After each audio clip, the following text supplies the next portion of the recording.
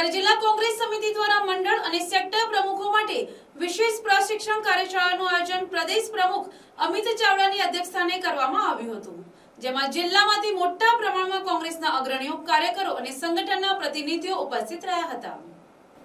નવસારી જિલ્લા કોંગ્રેસ સમિતિ દ્વારા ચીખલી કોળી સમાજની વાડી ખાતે મંડળ અને સેક્ટર પ્રમુખો માટે વિશેષ પ્રશિક્ષણ કાર્યશાળાનું આયોજન પ્રદેશ પ્રમુખ અમિત ચાવડાની અધ્યક્ષસ્થાને કરવામાં આવ્યું હતું।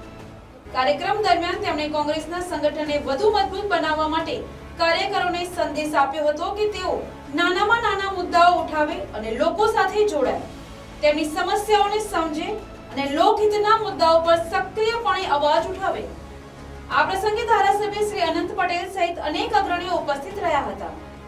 તેમણે કાર્યકરોને માર્ગદર્શન આપતા જણાવ્યું કે કોંગ્રેસની વિચારોની ધારા સામાન્ય માણસના હિત માટે છે અને દરેક કાર્યકરે સમાજમાં પરિવર્તન લાવવા માટે સંઘર્ષની ભાવના સાથે કામ કરવું જ જોઈએ। પ્રશિક્ષણ કાર્યશાળામાં સંગઠનાત્મક મજબૂતી, ગ્રામ્ય વિસ્તાર સુધી પહોંચ, ચૂંટણી તૈયારી તેમજ યુવા અને મહિલા કાર્યકરોની સક્રિય ભાગીદારી જેવા વિષયો પર વિસ્તૃત ચર્ચા કરવામાં આવી હતી। કાર્યશાળા અંતે કોંગ્રેસના આગેવાનો દ્વારા સંકલ્પ લેવામાં આવ્યો કે આગામી સમયમાં કોંગ્રેસની વિચારધારાને ગ્રામ્ય સ્તરે પહોંચાડવામાં આવશે અને લોકોના હિત માટે વધુ મજબૂત અભિયાન હાથ ધરવામાં આવશે। ગુજરાતમાં જે નવા કોર્પોરેશન બન્યા અને જૂના કોર્પોરેશન કુલ 17 કોર્પોરેશન છે, એમાંથી 15 કોર્પોરેશનની ચૂંટણીઓ થવા જઈ રહી। સરકાર દ્વારા હજુ સુધી એના સીમાંકન બાબતે સ્પષ્ટતા કરવામાં નથી આવી, એમાં જે વાંધા વિરોધ આપવામાં આવ્યા હતા એની અંગે કોઈ કાર્યવાહી કરવામાં નથી આવી।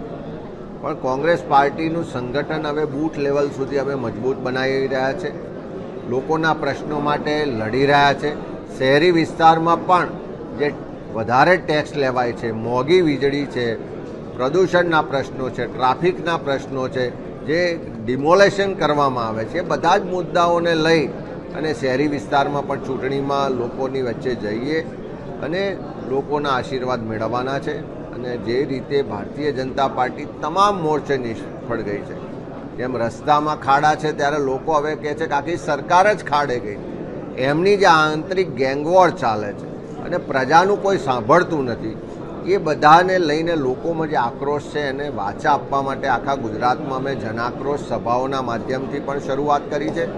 લોકોનો જે આક્રોશ છે, જનાક્રોશ છે, એને વાચા આપવાનું કામ કરીશું ને લોકો આ વખતે 100% પરિવર્તન માટે મતદાન કરવા જઈ રહ્યા છે એવું વાતાવરણ ઊભું થયું છે। Bureau report, NTC news, Navsari.